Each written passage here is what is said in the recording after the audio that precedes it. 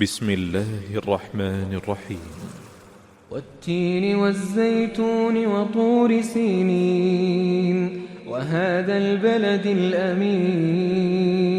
لقد خلقنا الإنسان في أحسن تقويم ثم رددناه أسفل سافلين إلا الذين آمنوا وعملوا الصالحات فلهم أجر غير ممنون